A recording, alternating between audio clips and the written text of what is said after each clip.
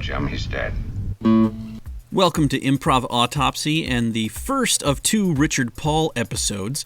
My goal is to keep these interviews at roughly an hour when I post them, which means many, like my talk with Richard, will become 2 episodes.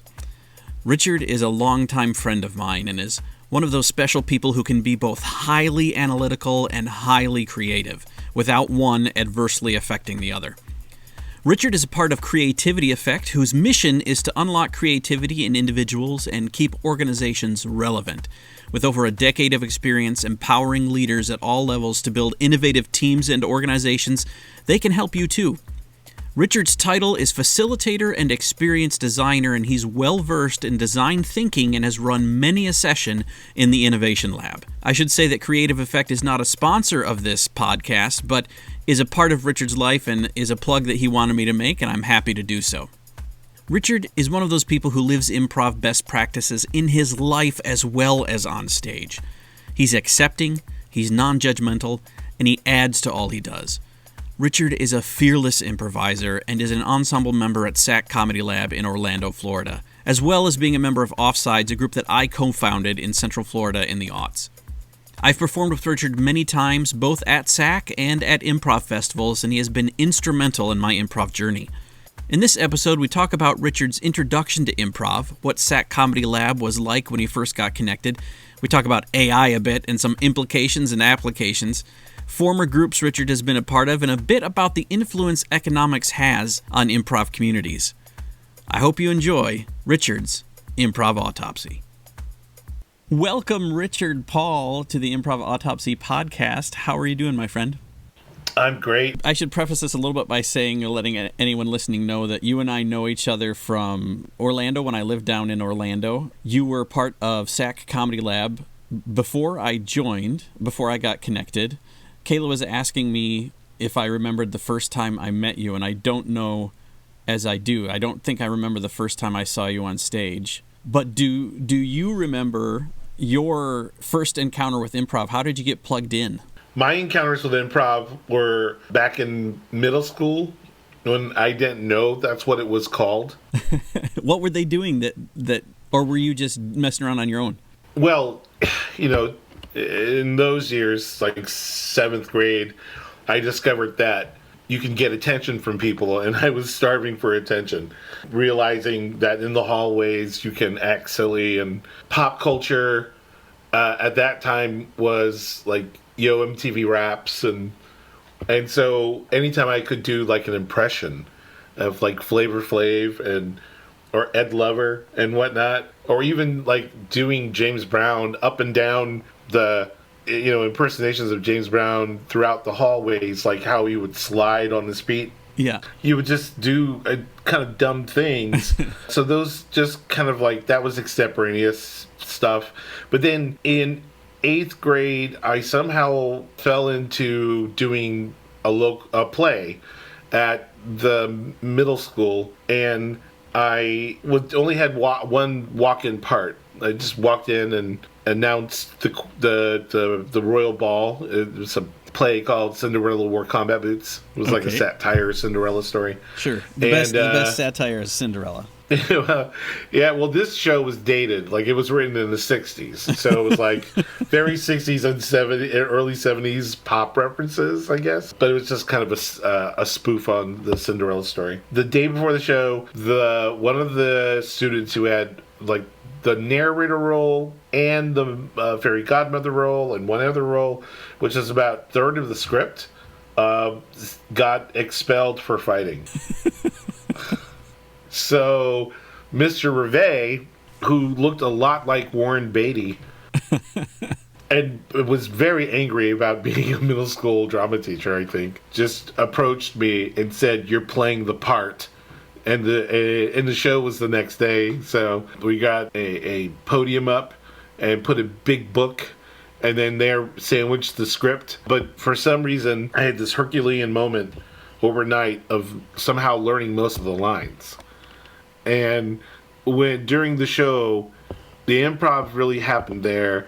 There was a moment where I was having fun and really kind of transposing the lines so I could say them. And I brought a bunch of props with me, and I had this clown wig that I wore for one of the characters. I took the clown wig when I went back into narrator mode, and I throw it off stage right, and it hits Mr. Rivet in the face. And he's standing in the wings, he's fuming, and without any hesitation, he takes the wig and he hurls it. It hits me in the face. And so this is this is like an adult, a teacher. He just hurled it, and he wasn't trying to be funny. He was really angry that I would do that, and the audience got a big laugh at that moment, and that's when I knew, there's some payoff to really kind of breaking rules, breaking expectations, or in this case, going off script. And then later when I finally got to high school, that's when I started discovering what improv was as an art form. I think a lot of people mention kind of like getting that first laugh. What was different about that one on stage than what you were getting in the hallway, if anything, that made it click for you? The stakes were high. It was either the show succeeds or it doesn't. Okay. And the show succeeded. And we were all surprised. We were all surprised. Even Mr. Rivet was like, wow, okay, somehow that worked. Was it only one performance? It was. Okay, so you didn't have a chance to repeat the wig throwing. No, nor would I, because that guy has an arm. So when then did you seek out, or how did you find, if any specifically improv training? You got connected a little bit, you said, in high school where you learned about the art form. Was that just an improv section in a drama class, or? Yeah, drama class. Oddly enough, it was actually this this program working with the student guidance counselor in partnership with a company called the Center for Drug-Free Living, and they were creating a teen intervention program, and you would connect with other teens through sketch comedy or sketches and improv games.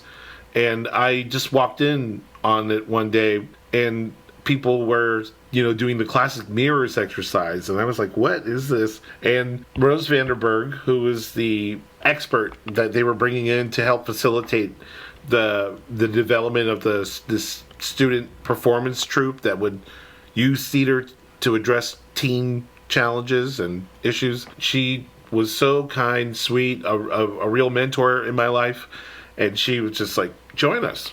And just like that, I found myself now suddenly doing mirrors exercise, and then later on we did freeze tag, and that's when I started getting the language of improv. And then later on discovered SAC Comedy Lab in downtown Orlando and started going there as an audience member back in 93,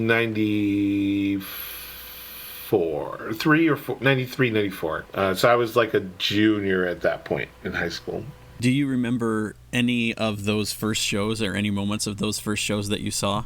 Plenty. I am in love with those founders of SAC Comedy Lab. That it included Wayne Brady and Jonathan Mangum, Claire Serra, Dave Russell, Daniel Sullivan, Morgan Russell, Dave's wife, Joel McCrary. They were just an amazing group to watch. And I don't know if that might also be influenced by pure nostalgia. They were a highly musical improv group, a very musical improv group. And so I think I got exposed to a very dynamic system. They were still in an age where they were trying different types of things. And at that time of the theater, they were all mainly still both interactive actors and really kind of embracing the stage improv, theatrical improv, and were also writers. So in those early days, writing was just as much as important as the improv culture. So you got to see them flex from original shows to, putting on other people's plays, and then doing long form improv and doing short form improv. It was really cool to see all of that. That's interesting. Do you think that the audience interaction stuff that you mentioned, do you think that's an outcropping of their beginnings in Ren Fair stuff, like a holdover from that? Or do you think that's because Orlando being where Orlando is, there's so much of that in the sort of in the blood down there because of the theme parks and other entertainment options that are in the area? Or was it just what SAC was doing because it was doing it? Well, that was SAC's. Yeah, you're right. Their origin of doing Ren Fairs in the 70s, and then, but they were the ones who really started inspiring theme parks everywhere to have interactive actors throughout the theme park spaces. So SAC was back then in the early 80s. They were the ones that really made that a trend. So yeah, definitely interactive street theater, partially scripted, getting the audience members to take a role, but then it's all of the ad-libbing in between where they found their exercise of spontaneous theater. That's something that I feel was a huge benefit to my upbringing in improv, but the interaction with the audience, even a lot of that had kind of fallen away or morphed into other things by the time I got connected, but there was still a lot of playfulness between the audience and the players, and that's something that when I see improv other places I feel like is really missing, is the camaraderie or the mischievous side of things between the audience and the players, that even when you're not in a scene, you know, you're on stage the entire time and you're always a character when you're up there, and you're always playing with the audience and with your other improvisers, and that's not something I see everywhere. Right. You know, I think a lot of that, though, was also then later reinforced when people at SAC started really studying, like, Keith Johnstone and his work. And while Keith, I think a lot of times people misunderstand Keith's work. Yes, they have the short form games and whatnot, but I think that was his fascination of seeing what happens when people's statuses are torn down.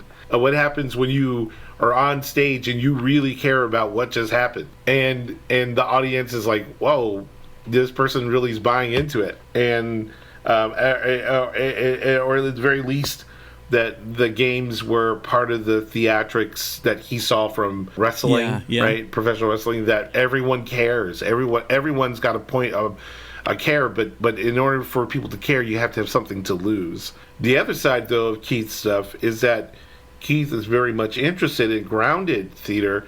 At the same time, he's very much interested in mischief. And that's the word that you used that really made me go down this thought that it was all about seeing what you can get away with. It was all about it. He's like, see what you can get away with. I may give you an instruction. See what you can get away with me. I'll probably catch you. He would say, I'll probably catch you. But I'm going to appreciate the fact that you try to get away with something. I think I've only read the one Johnstone book, but I am a fan. I had heard, correct me on this, I'd heard that at one point SAC was theater sports. You actually connected and paying royalties to be a theater sports theater. Is that accurate, or did I make that up? No, it was. SAC was theater sports. In the early days, SAC would have big theater sports tournaments. As we got closer to, like, 1999, 2000, 2000, really, that's when we started getting away from the brand and then just becoming more of an independent theater that wasn't really affiliated with a league. So when you first went and when you saw Wayne and Dave and everyone that you mentioned, that was still in the theater sports days? Yeah, in fact, it's funny. I just saw on Facebook that Wayne Brady is performing with Impro Theater in a theater sports match featuring Dan O'Connor, who's an amazing improviser, and he's one of the founders of Impro Theater in LA, and then SAC alumni Lauren Pritchard, Lisa Fredrickson, Jonathan Mangum. They're all in this theater sports match, and it's just like so crazy to think that those dudes and those folks were doing it way before me, and they're still doing it, and they're doing it in LA. Yeah, it's really cool. And I'm unabashedly a short form fan. I've done short form, long form. I know you have as well. And I know you mentioned that SAC did when you were first connected as well, which came as a little bit of a surprise to me because I know when we attempted to get something going, we didn't attempt, we succeeded. They let us do it. We got something going when I was there, but there seemed to be a little reticence to do that, and maybe the reasons were different than I thought. My feeling for short form has always been that short form exists because we're so good at improv, we need to put some obstacles in our path. And that's what short form does. And I know a lot of people can use it as a crutch. I think long forms, especially highly structured ones, can also be used as a crutch. So I don't think there's that much of a difference there. Right. But, I think at one point I even got caught up in the Kool-Aid and picking sides. It's like, long form is so much more artistic and so much more truthful to who I am as a being. Because you don't really hear short form players talk that way.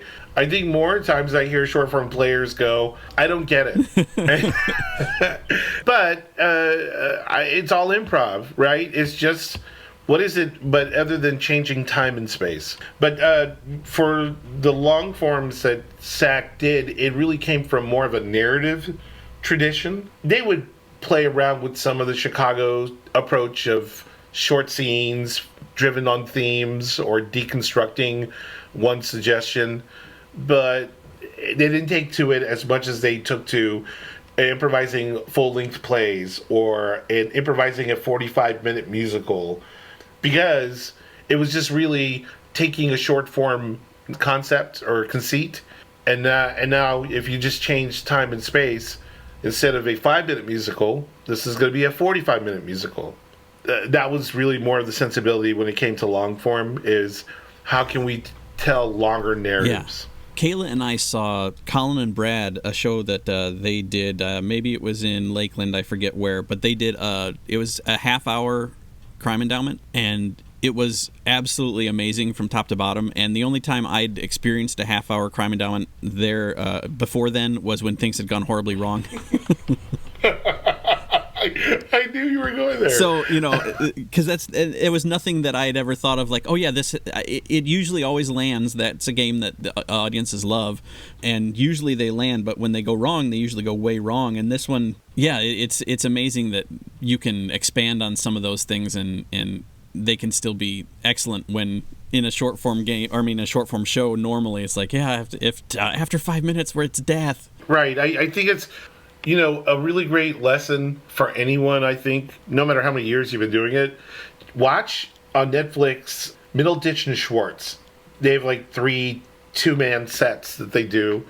But what's really great about each of them is that the way they start is they set up expectations. They're getting ideas from the audience, and an audience member would suggest a character, and they say, hey, we're probably going to meet that person later on. So then what you're doing is you're seeding success by setting an expectation, and then finally getting to that character in a novel way, or at least in a fun or surprising way, delights the audience. I feel like with short form, long form, no matter what, it's really about setting the expectations. Now, I don't care if you set the expectations right there on stage or before people walk through the door, but if people don't know what they're expecting, you're running a risk that they're either going to not like it or really get confused and go, I don't understand this.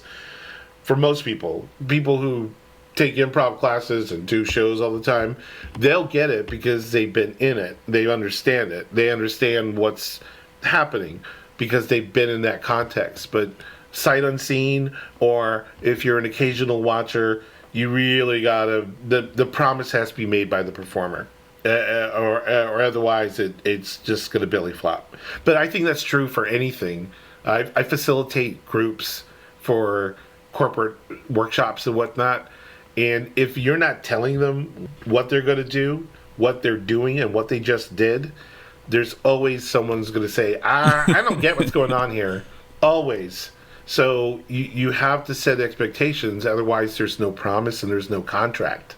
I do feel that theater in general, really so many performative arts, whatever they might be, have to do with expectations. And I think whether it goes comedy or drama depends on the ways in which you either meet or subvert those expectations. Mm-hmm. Love that. So you got connected to SAC. Do you remember who your first instructor was? Did you took classes, or was there another way in? My first instructor was Lyle Moon. Oh, nice. And Lyle was about a year in and fresh from his work in Canada, where he came. He came from Vancouver and ran Vancouver Theatre Sports at the time as the artistic director. And he came to a theater sports tournament at SAC and over the summer and won it for the Vancouver team. But more importantly, the staff at SAC really liked Lyle, and Lyle connected to them. And they said, hey, Lyle, we'd love to have you join us. So Lyle moved to Orlando, and then not too long after that, met his now wife of over 30 years, Francie, and the rest was history. He was my Improv 1 teacher, my Improv 2 teacher. Then I worked with another teacher for Improv 3, and then he was my Improv 4 teacher. And then an ongoing director that I would work under for another 2 years. So he had you for 1, 2, and 4? Yes. And who did you have for 3? Matt Young. Okay. Matt Young, I should have also mentioned, was a part of that Hunkies, or the original SAC cast. They would eventually move to LA and call themselves the House Full of Hunkies. Matt Young is an amazing improviser to watch. Had a real great sense of storytelling. He was really great, and he's a writer in Hollywood right now, and writes for several TV shows. Was there anything in those classes that really clicked, or that you remember in terms of instruction, being that was the first real improv instruction you had outside of just playing around with people? Yeah, a show don't tell. Show don't tell. You know, that's that. I think that's a classic soundbite that I think many of us know, right? I'm assuming we've all heard it in some way. Yeah. Yeah. Show don't tell is one that really stood out as a heuristic to, hey, if I don't remember anything else, show someone how you feel versus telling people how you feel. You know, wear it on your shirt. Well, let me ask you, just to make sure I'm clarifying, are you talking about theory, or are you talking about a ritual, or what do you mean by that question? Either way, something that you experienced in class that you just made you realize that this was a thing for you. So yeah, it could be theory, it could be a ritual. Either way. Yeah, I mean, you know, those opening warm-up games, Zip Zap Zop, or some sort of listening game like Add a Word. You know, at the time, those games were really exciting in those first years because it was a way to commune and connect with people. Yeah. Those opening games were special. They still are. This probably happens to a lot of performers, but over time, performers find other ways to connect with people, and eventually it all kind of leads back to conversation. So, and ultimately, like, all the improv games are, while they say we're working on, you know, skills and mindsets, or just having fun, or warming up, as we all would say, I think they were just really practicing different ways of having attention and focus and conversation with someone else. So eventually you kind of bring it all together and you just have conversation. It is, I mean, it's a very communicative art because, like you were even just saying with show don't tell, that's communicating through something other than words, right? Words, yeah, you're right. It is, and to inhabit, to immerse, to actually help us experience the words as they emerge, but they emerge before you even say anything. That's something that I liked about, like, for example, Dave Brzezowski's workshops, is that he would, you know, often say, hey, it's, you know, when you physically make an offer, that's a line of dialogue that's in space. So you could be saying something, but if you rub your nose, that also is a line of dialogue. That is saying something. Yeah. By the way, you have to tell me if my answers are getting way too long. Oh, no, you're fine. Okay, so one of the things I regret about improv is nicknames. And I have one nickname that I rightfully deserved, and it's called the Rambler. And that I ramble, and in my head, it makes sense to me. But then people will go, wow, you answered like 8 different questions that we didn't ask. And so I just want to make sure that you're keeping me honest here, and I am answering your questions right. Yes, yeah. Well, I don't. There are no right answers. This is just facilitating conversation, as you were saying. You should take the transcript of this, put it through an AI, and it'll take out all the ums and all of the extra stuff. Can it do that for the audio as well? Yeah, I think so. I mean, yeah. Have you been using? I'm finding myself using quite a bit of AI in my work, and I got to tell you, I know there are a lot of people that are scared of AI, and they should be. But what's really exciting is that it actually helps you make decisions faster, and that's the power of it right now, is that your decision making can be faster, and by faster I should also add and more accurate.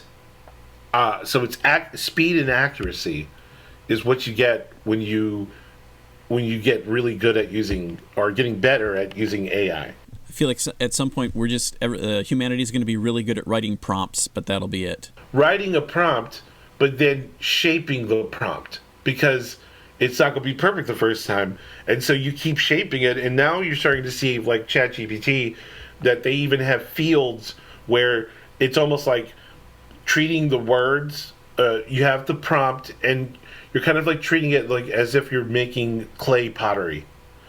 You put in the ingredients, which is the prompt, but then as you are forming it and shaping it, you're now kind of co-creating the right shape, in the right feel, the right look, the right density of what it should be for your intended audience.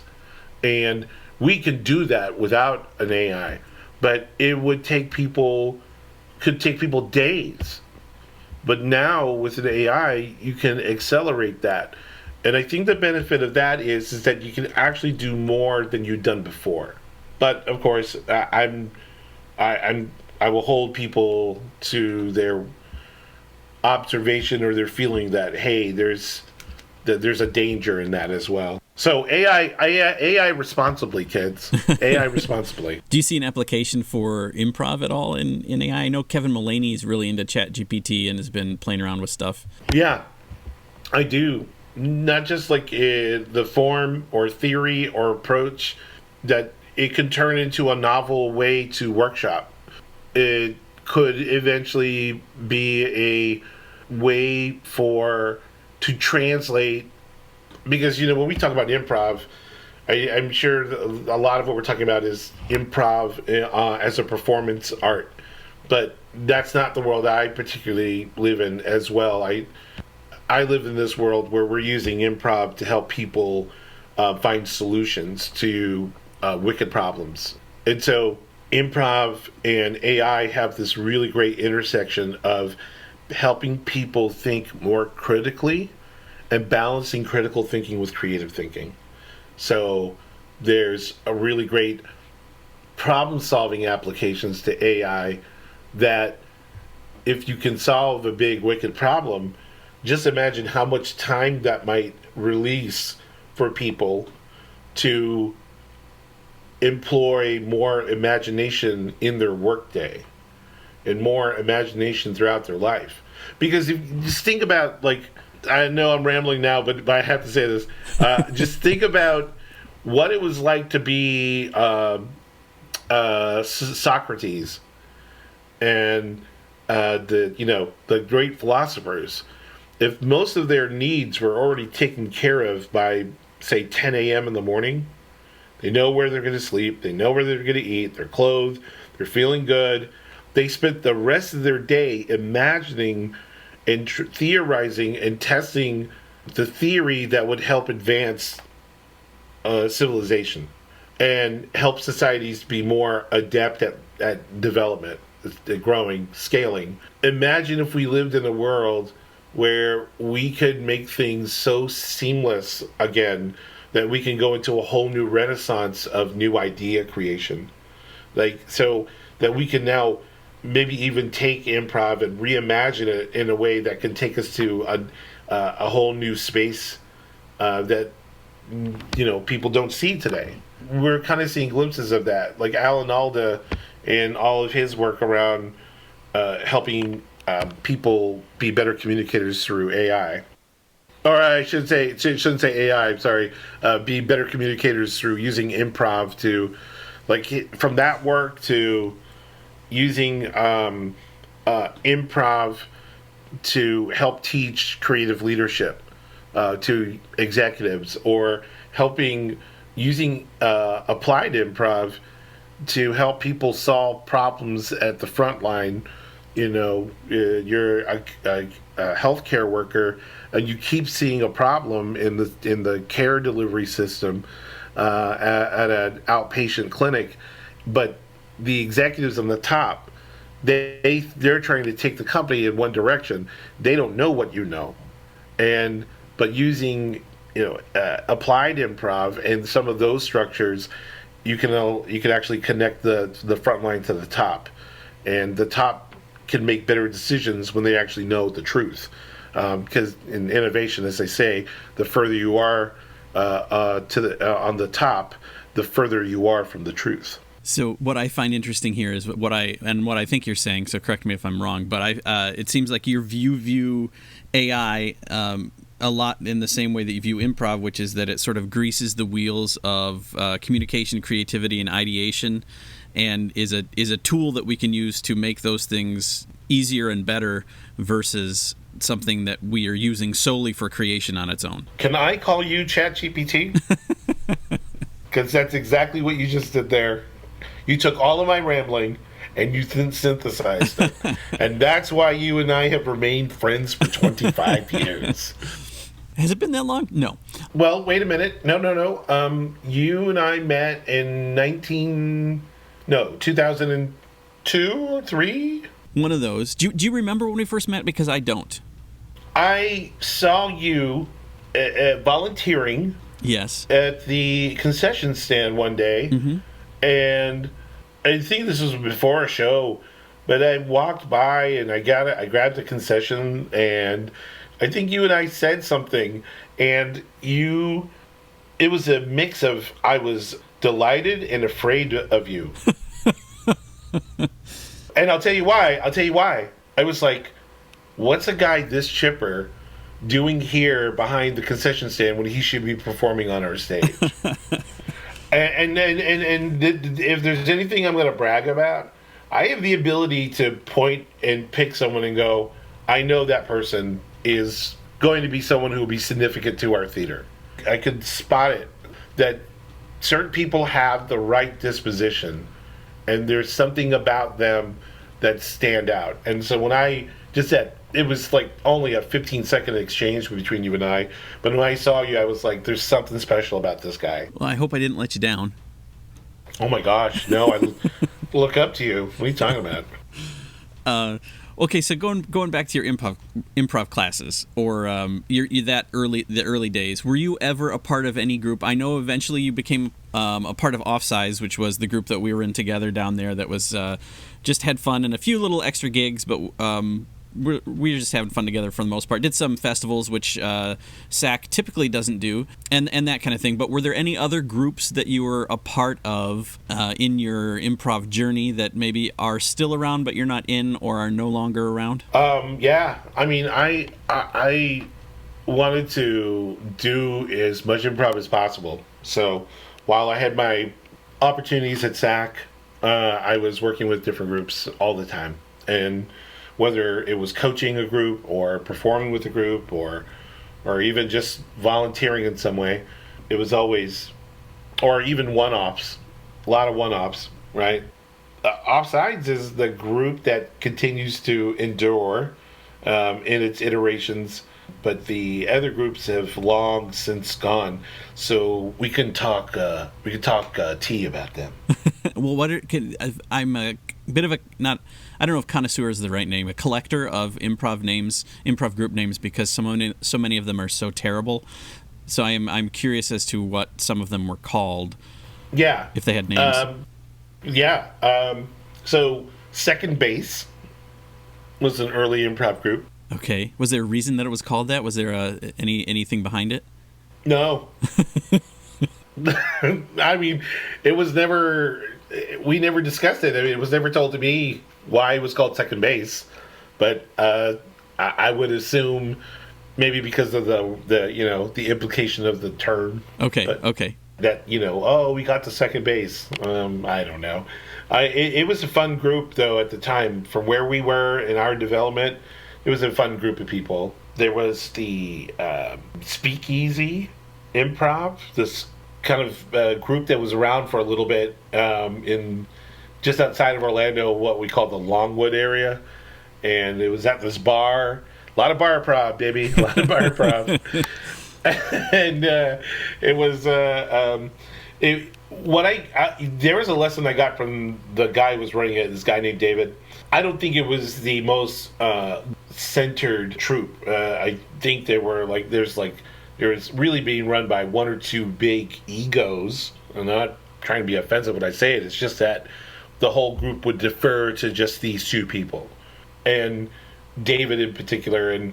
But David did say something that actually resonates with me. This idea of like, hey, if you're going to block me in a scene, I don't care. Just make sure that whatever you're blocking with is actually going to take us to a really great place. So you can block my ideas, but that means we're assuming then that you have an idea that's better than mine. And I actually said, I was like, that's actually wise. Like, that's a very smart thing to say, I think, to say to people, hey, you're responsible for your choices. That's one way of saying it. And you're responsible for taking care of me, and I'm responsible for taking care of you. But if you don't, you do understand the consequence. You understand the consequence? Yours has to be really, really good. Because everyone saw the block. So,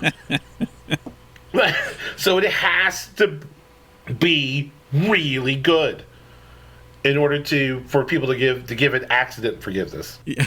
I love that as a way to teach blocking or about blocking. I mean, it's like, I thought that was just so wise, and it was really great when he demonstrated it time and time again for everyone by blocking it.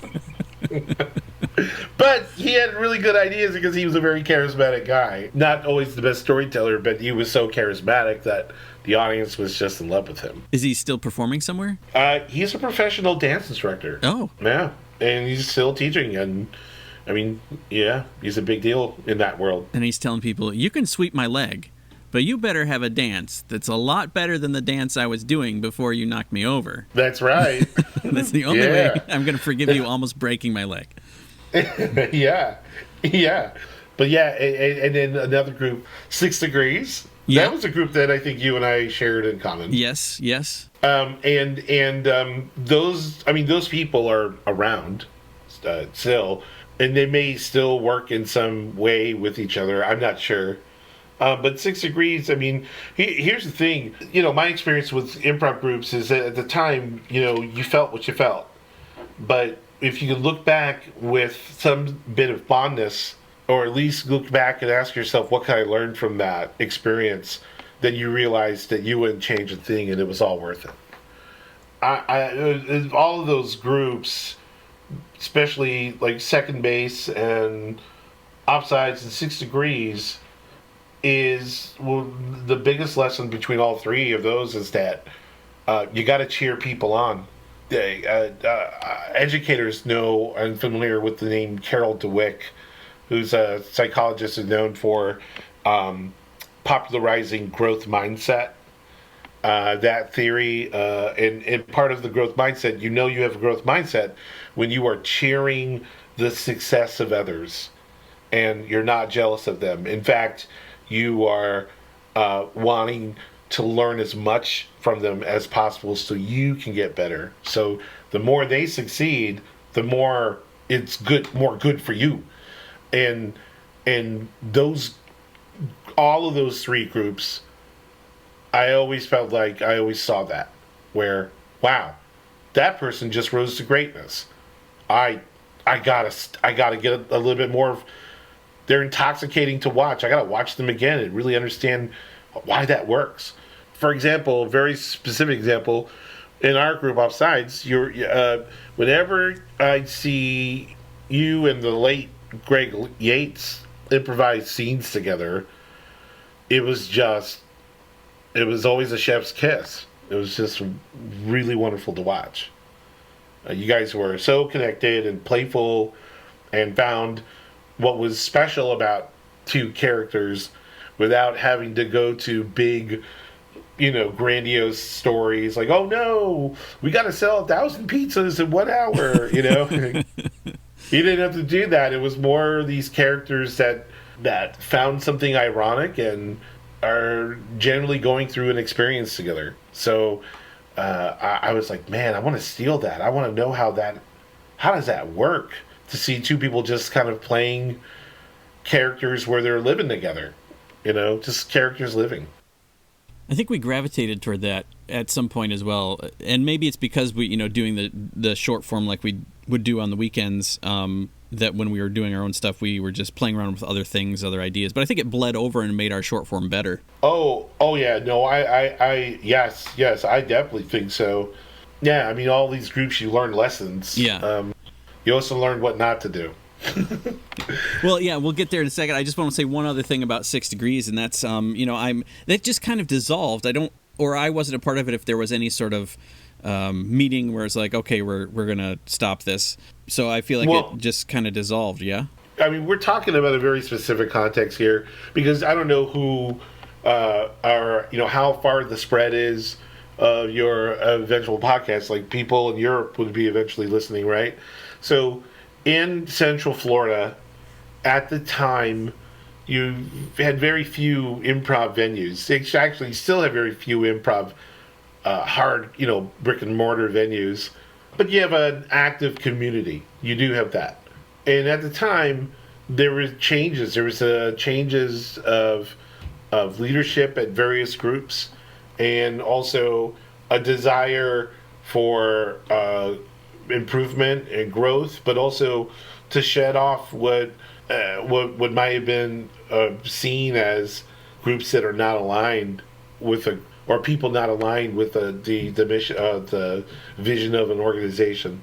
And so SAC is like a big hub in Orlando, and there were big changes that were happening at the time in those late or mid 2000s that started affecting the kind of like the social fabric that happens with improv, because it's like, oh, I have an improv group, but we all will also work through this place and that place. And I think with 6 Degrees, they went through a big shift at SAC. Many of the members of 6 Degrees were a part of SAC. They went through a huge shift where they no longer were at SAC. And I think that was a real tough time.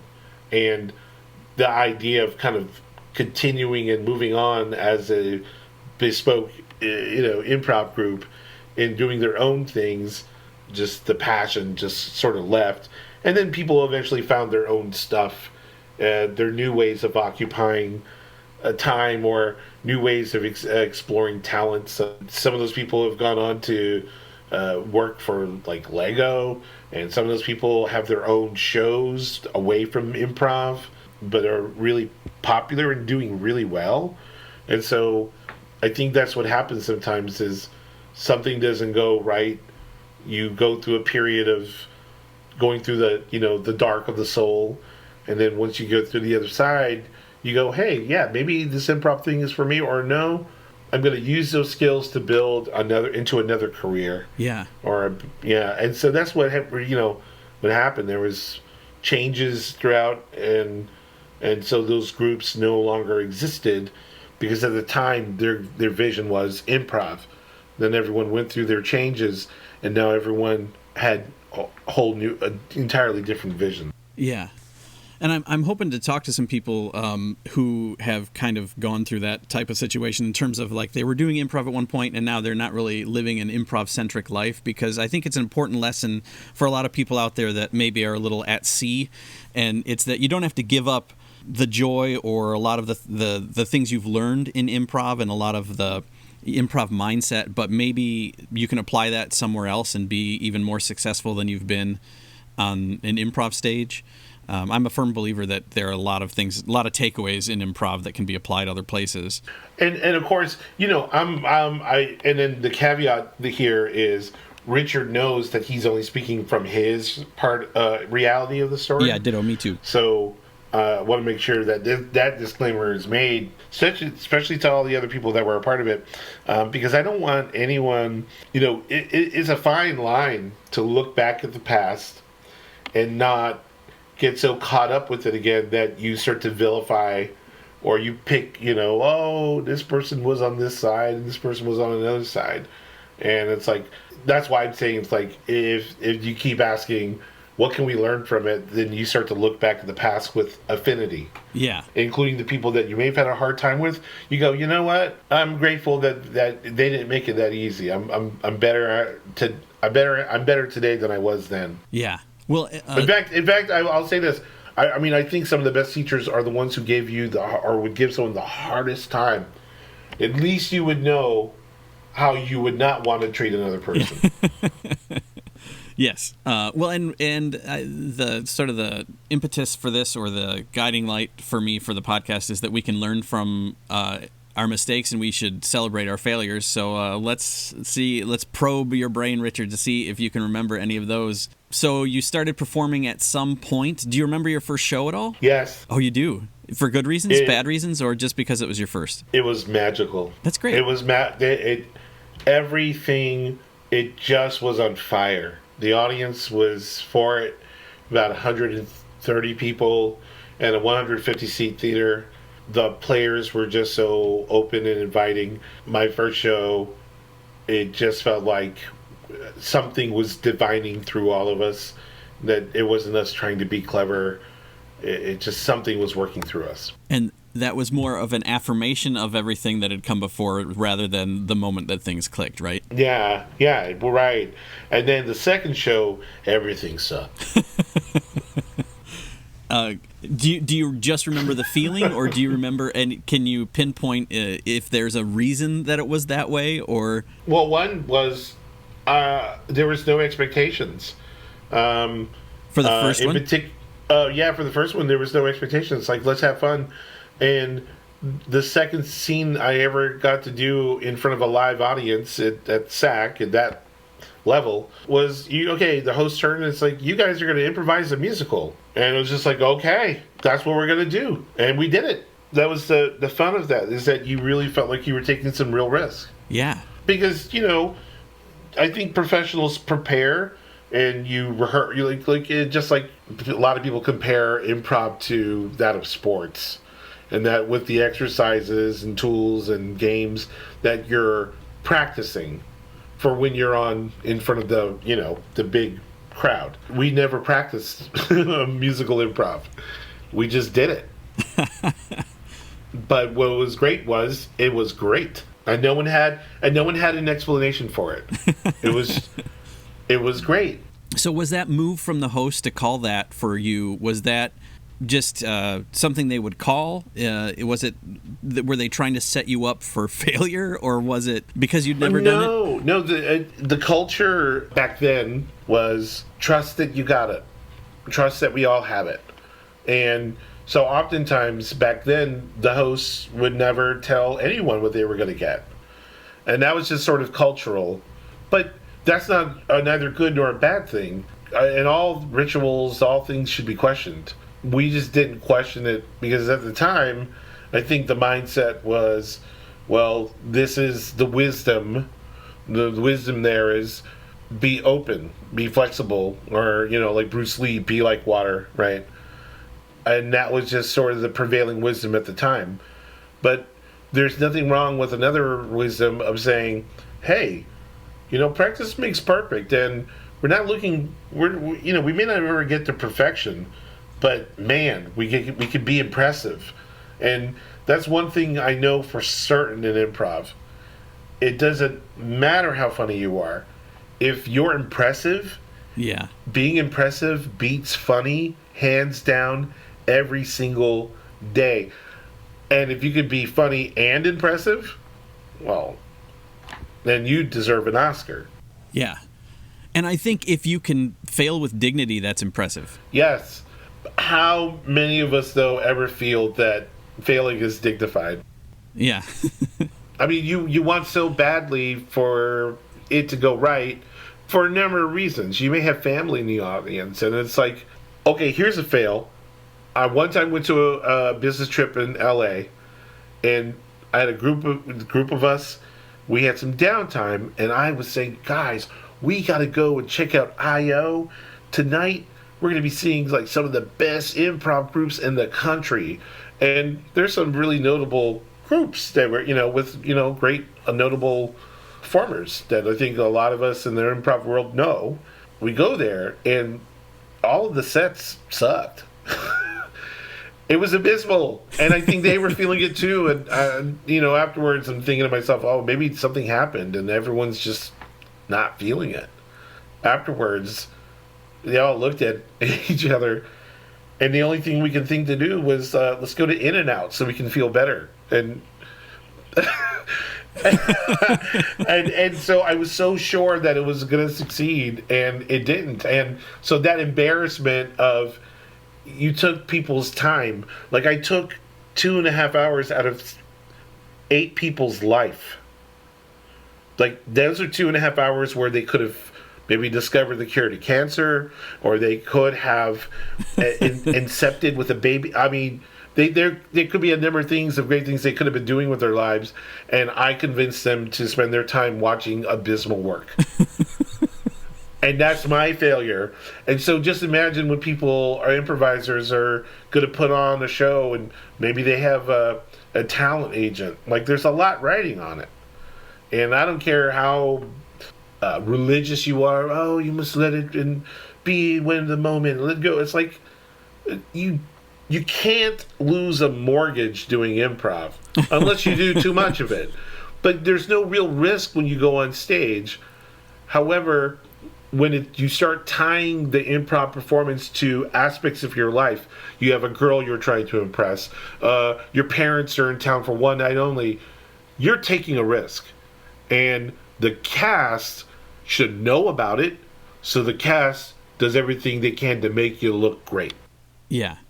That's the power of a real ensemble, is when people really understand, hey, I got some blind spots, or I got a weak point, or I got a place where I really could use you guys tonight. And everyone goes, I'm down. So, take it back to all those years of my first show. If we had the language of saying, hey, host, my mom's in the show, I would really like it if you could just at least tell me what games our team's doing, just so I can get my head past my anxiety. Yeah. That's really taking care of each other. It's interesting that the culture of the time was to not even tell people, because that was my thing, was like, well, if you'd never even done it, how do they expect you to do it right then? It explains a lot in terms of a lot of the feelings that were prevalent, I think, going through the ranks when I was moving up, because especially in the Gen S group, there was a lot of feelings that we were being overlooked in terms of being able to rehearse some of the music stuff. Like, there was never a musician for Gen S, and yet when we would apprentice, we were expected to do this musical stuff, and it was just a breakdown there in terms of what we thought we were doing versus the philosophy, which feels like it was probably a holdover from that era in terms of you should just do it.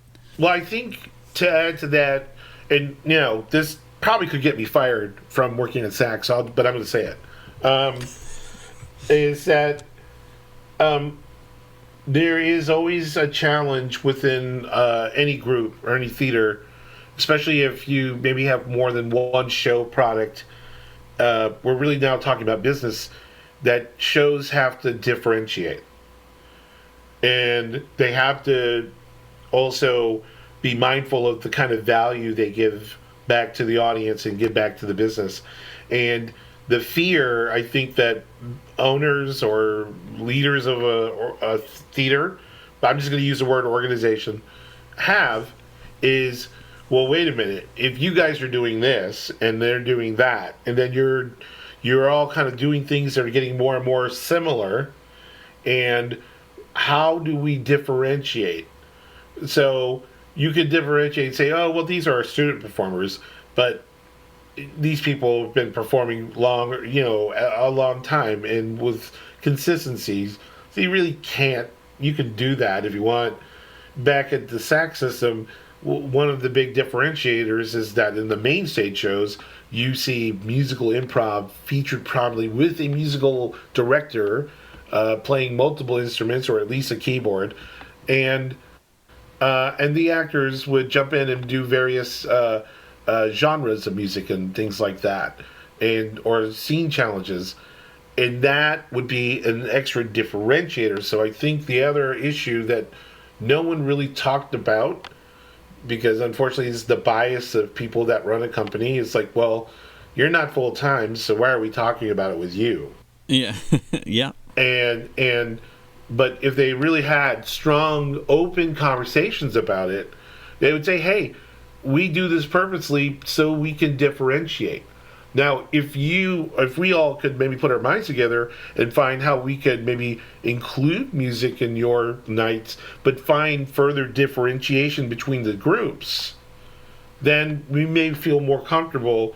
But also at the same time, the other aspect is it's got to be feasible in the business model. So if you're bringing in audience members at $8 a ticket versus the main stage shows bringing it $20 a ticket, then the $20 show might eat more of the cost and gain more of the profit.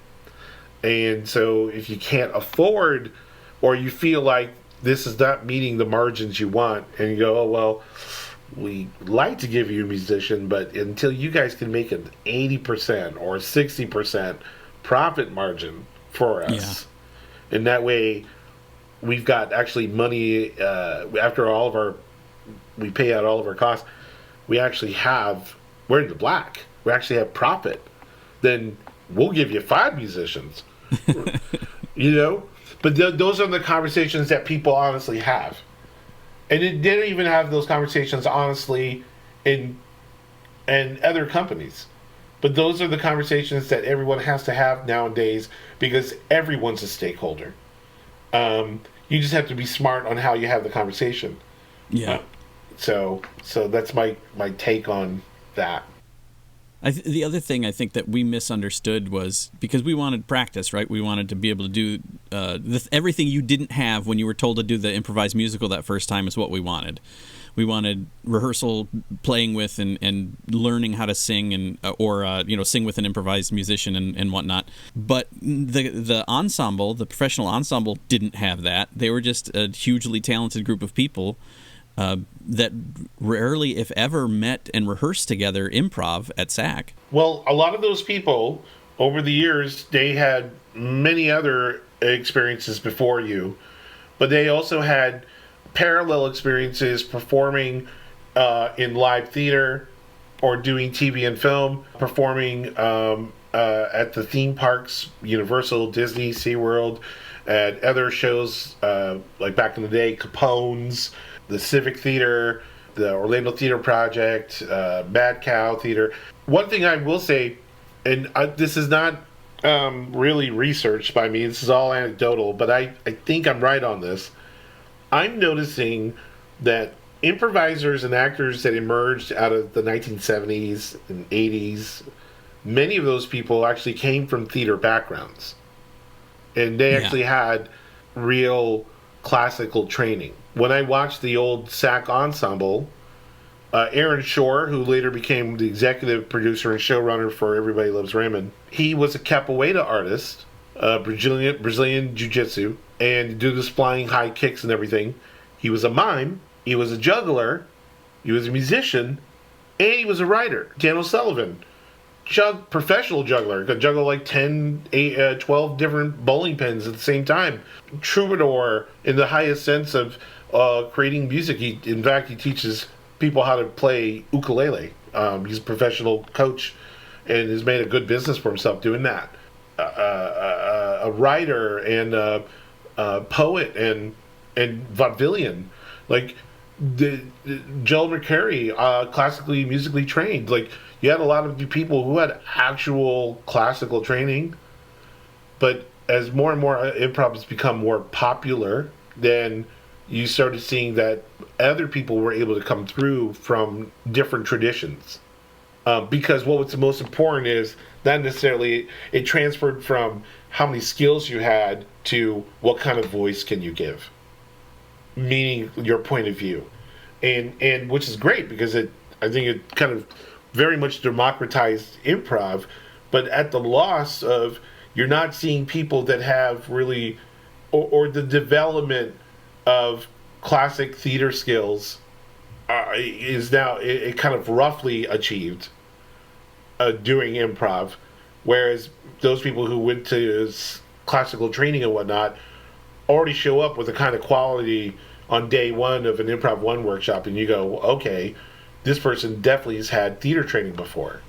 You can see it in the way they behave, the way they hold themselves, the way they act on stage. But that doesn't mean that someone's going to be as more entertaining than the other. It just means they have more tools in their arsenal. For many people, not always true, but for many people, you had some sort of classical theater training that augmented the improv because the classical theater training was what dominated. Yeah. Well, and I feel like Orlando especially is such a great location because, at once upon a time when I was in college, my roommate was traveling weekends to work at a theme park, King's Dominion, not King's Dominion, King's Island, or one of the King's something or other. And then he eventually moved to Orlando to get a job at Disney. As a theater major, I was like, theme park. And then, I moved to Orlando and ended up working at a theme park. And there are so many brilliant actors who are earning a living acting at theme parks, like using their degrees or applying their profession that they wanted to since whatever age, doing legitimate theater. And there's so many people like that in Orlando that I feel like the talent pool is really great for improv or whatever you're doing. The talent pool in Orlando is immense. What's interesting is that theatrical improv stages and groups have not created enough income and wealth to attract those performers away from the theme parks, because at least with the theme parks, if you can get a full-time contract, you're also getting health insurance, you're going to get 401k. Like, those are, the real things you cannot separate, right? People need to make a living. And then, of course, those platforms are large, so it gives people other ways of being seen, being known, being utilized by other clients. Great example is if you did like an equity stage show, union, and the union is covering that stage, you may not be a member of the union, but you are covered under the equity contract. And because you're covered under the equity contract, you can use that to not have to work towards a SAG credit, because SAG credits, you have to actually do films in order. Finally, you get a SAG film, then you get a big credit. You can actually get your SAG card just by being under an equity house. So you don't have your equity card, you didn't pay your dues, but you're covered because you're employed there full time at that equity stage, and now all you have to do is shell out the money, and now you got your SAG card. So until improv theaters can allow and offer incentives on top of the money, you're going to always see this big group of really talented performers that kind of stay in those theme park areas and not see them as much mixing. That's the thing that I'm seeing in Orlando, is that while there's a lot of great talent, those theme park performers tend to stay out there because that's where the bread and butter is, and very few will mix with the rest of the improv community that's emerging. Do you think SAC is an exception to that? SAC is a great nexus for people meeting, but I think when SAC emerged and first hit the scene, they already had the connections people. So SAC, they were the entertainment company or consultants and whatnot for Disney for a long time. Then Disney broke the contract, and you had all those Disney actors now out of work starting a theater. So the people are the bridge. It's not the building or the space. It's always people and relationships. Those are the bridges. So the bridges were fresh then, and all that we were seeing is that now about 20 to 30 years later, people move out, people go to LA or New York or whatever, and those relationships change, the people change, and so it's not as tight as it used to be. To bring this back around a little bit to how this little chunk of the conversation started, teaching classes in Orlando was different than any teaching. I haven't done a lot of teaching other places for improv, but a little bit, and it just surprised me in terms of the makeup of the groups. Chicago was really interesting because I felt Chicago was highly competitive. So when it comes time to, like, if someone would have thrown, like, do a musical, improvise a musical, it would have been one or two people that really wanted to steal the show to prove that they could do this because they were looking to get somewhere else. And I never felt like that at SAC. Like, everyone that was at SAC, and maybe it's because everyone is really earning their living doing something else. It's a side hustle. If you're an actor in Orlando, it's not your main gig unless you're working for the company, and then you're sweating a lot and are really anxious. But if you're a performer at SAC, then that's usually just a side gig. It's not your main gig. And everyone in Chicago seemed to be doing improv because there was something else, and improv was the stepping stone. That your show that you're doing is a stepping stone for them to get somewhere else. And it was very cutthroat in that regard, was my experience of it. That was part of the reason I think that a lot of the improv was subpar. In Chicago? Yeah, in the especially Herald teams and whatnot, because there were some really great shows. Improvised Shakespeare was great, and there were some legitimate great shows going on there. But a lot of the shows from that I would think should have been better, based on at least what people had paid for their education, were I think subpar because no one was focused on what they were doing. They were focused 4 steps ahead, and this was just a step along the path. Okay, so in the many years that you and I have known each other, there's a lot of learning and experiences that you've had different than mine, and I've had different from you. And in the last couple of years, for me, last 10 years, I've just been embroiled with organizations, problem solving, creative leadership, and economics. I think the economic structure is what influences those behaviors. The economic structure. Well, so first thing is, people probably listening and watching, playing improv is like, well, what is this guy talking about? Like, this is about making things up and having fun. Why are you trying to put a downer on that? But everything's a structure. We're all in a structure, and whatever the results are, the outcomes coming out of a structure is the results of the structure, right? Those are the things that happen. You know, if you are in a cold area, one of the things that people do is build shelter and make sure to build the shelter that's dry and warm. So that's a result of the bigger structure that they're in. So if you kind of look at it that way, you look at the structure of Chicago or New York and LA, and then now Atlanta, and those structures have direct ties to larger platforms such as Netflix and streaming services and the big TV broadcasting, right? Like entertainment media companies, that they're feeder systems for actors and performers and writers and producers to get to the big time and work on the big stuff. Like, I mean, Lorne Michaels still goes to Chicago. Yep. Even though he doesn't have to really anymore, because now they have the second city in New York.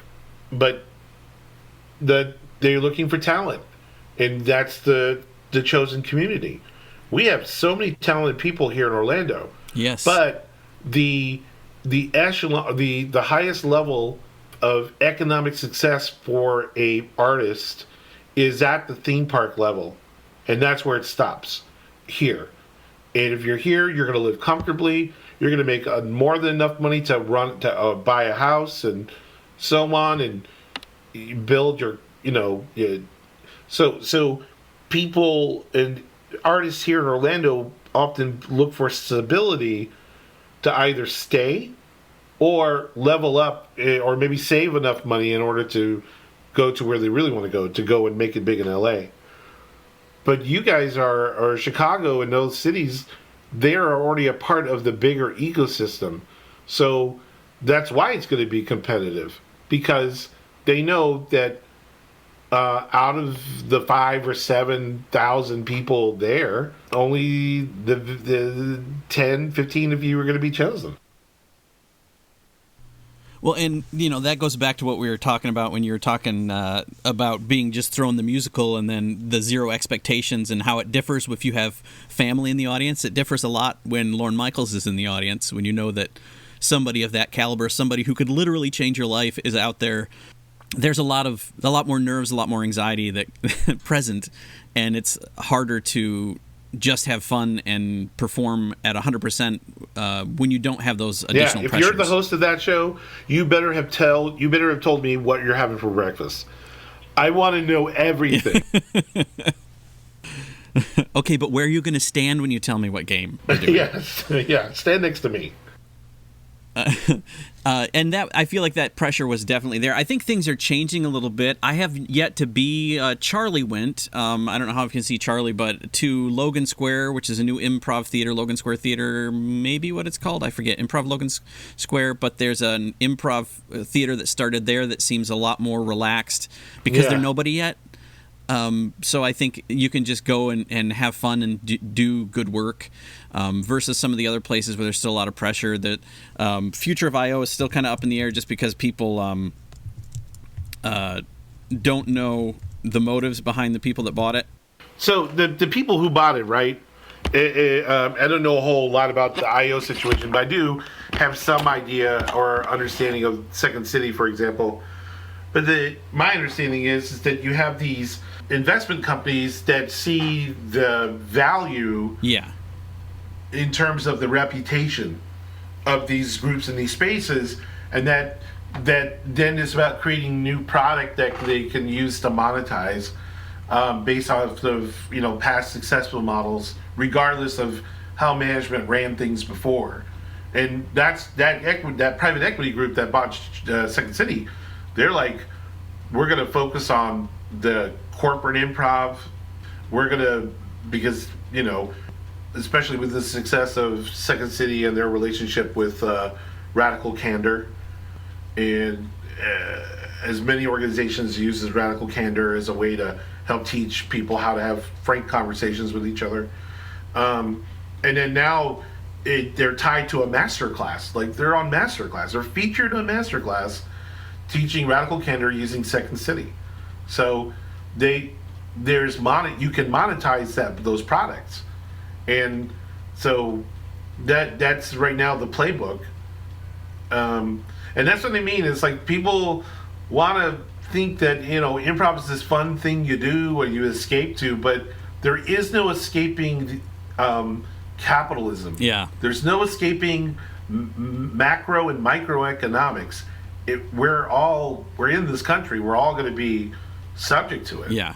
That brings this story to mind. I had to sell ads in the season program when I was in college in the theater program, and I hated it, and I was definitely not the right person to be doing that. It was not my bag, but it was part of what I had to do. So I remember going around doing that, trying to just get people to renew. And I was talking to someone, and I was like, "Hey, I'm just stopping by to see if you'd like to renew your ad in the season program for the theater." And they were like, we didn't really get much business from that. And I was kind of flabbergasted because in my mind it was like, well, no, you're supporting the arts. That's what this is about. This isn't about bringing people into your establishment. This is about. But no, for them it was a legitimate ad that they were trying to draw business from campus down to wherever they were, and that's because, like you say, it's economic. Right. I mean, all of it. And by the way, we always tend to equate economics with money, but economics is more than just money. It's a confluence of culture. It's a confluence of laws. It's the confluence of how a group of people self-organize and lead in commerce, right? Well, I'm not just talking about money. I'm talking about cultural influence. Right. Like when you hear the name Second City, for many of us, it's like, oh wow, I know what that means. Second City's just a step away from SNL, right? Right. It's more than just about money or whatever. And again, just that clarification, like economics is about how people want to live and how do we create a system that advances the way, kind of like a video game. People want to be better than they were the previous level. So it's about winning, which is, I mean, it's so sad. Yeah. I mean, I wish we would be like more like the nation of Bhutan and have instead of a gross domestic product, have a happiness domestic product or a happiness index, and say, hey, instead of trying to see how much money we can make, let's measure success in terms of your well-being. Are you happier? Are your family safe? Are like, if we measured like that, I think we would have a very different world. And more like what we would want to see in the improv stage, and less than what you would want to see in a competitive environment. When we were moving to Chicago, one of the conversations Greg and I had was about, the desire to turn Orlando into a Chicago, a nexus of that kind where people from these other places were coming and farming SAC as well as the other places. Or what do you think that would do to that stage if that was happening? If Lorne Michaels were making a trip to Orlando every year? It would. I think it would bring a new kind of level of excitement that would then push everyone to level up, because there's nothing wrong with an incentive, right? Incentives. Mm-hmm. I mean, you want to lose 10 pounds, and the incentive is that you feel like that's gonna, either maybe it makes you feel better, or you're gonna impress that person that you want to impress. The incentives are going to be good. The problem is that we don't always know as groups of people how to self-manage ourselves. And then when we don't know how to self-manage, then we end up making choices that nobody wants, right? Or having outcomes that nobody wants. Yeah. Or, another way of kind of saying it, without trying to be offensive to anyone, but if you hold that faith tradition, humans, we naturally sin. We get things wrong all the time. And so no matter how pure the incentive is, if we don't know how to hold ourselves responsible, then we see bad outcomes. That said, for Lorne Michaels to come to Orlando, the industry would have to make it necessary. Like, I'm talking about the entertainment industry in Florida right now, because we have a very conservative state. No one gets there are no state, or there's little to any state funding towards tax exemptions and credits for big Hollywood production to happen here in Florida. Right now they're winning by getting exemptions county by county, and that's kind of helping bring more work back, but we would need to be as on fire, if not more, than Atlanta, I think, to lure Lorne Michaels. And that also, here's the thing that I really want to say, is that part of it is the habits of our performers in Orlando. I don't mean to be rude, but we have a bad habit of not writing. Just because we do improv doesn't mean that we shouldn't be writing. And if we had a writing culture in Florida that gave confidence to the Hulus and the Netflixes and the CBSs and whatnot, that investment should be made in that talent will always exodus out of Florida and always go to LA or New York. Yeah. And so if performers in Florida really want to see change, one, we got to lobby at the state legislature, and then two, we actually have to start writing. That's going to be the big difference. If we became a writing culture in Central Florida, it would be a renaissance of creativity, and then people would want to come. And then by de facto, they'll see us doing improv. But because why see improv when you can watch Dropout TV? It comes to you. Sorry, I'm taking the church right now.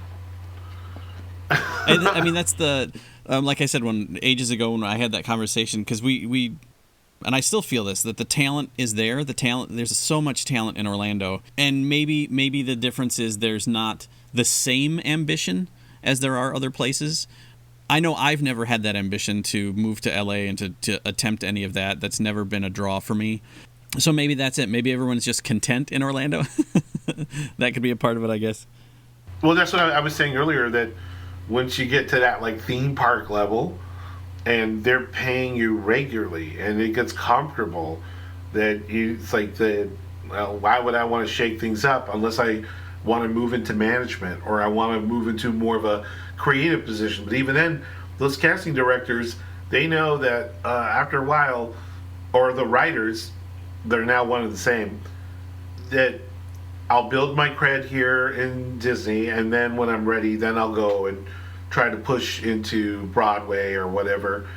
And then many of them will eventually kind of come back. Something that you will see is you will see really people who made it to like Broadway and or did TV and film, and they had that journey, but then when they were going into the middle part or later halves of their lives, they come to Disney and Universal because now they're looking for stability. Yeah. They got to raise kids or whatnot, so they did their tours and on Broadway whatnot, and now they're age 37, 38, 39, and they got a young family, and they're trying to establish the rest of their creative path in a place that's dependable. Like being on a soap until they kill you in the shower and someone else comes out. Oh, yeah. Yeah, and then you find out that the doppelganger killed you. Which means you got another contract. And that is it for Richard the First.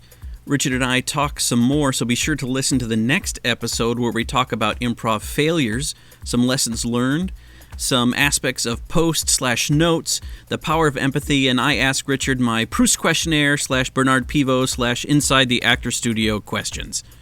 If there's anyone you'd like me to interview, additional questions you have for me or any of my guests, or you'd like me and or one of my guests to autopsy a show of yours that's accessible online, you can contact me by sending a message to improvbrain@gmail.com or reaching out through one of the links in the show notes. Thanks for listening to Improv Autopsy.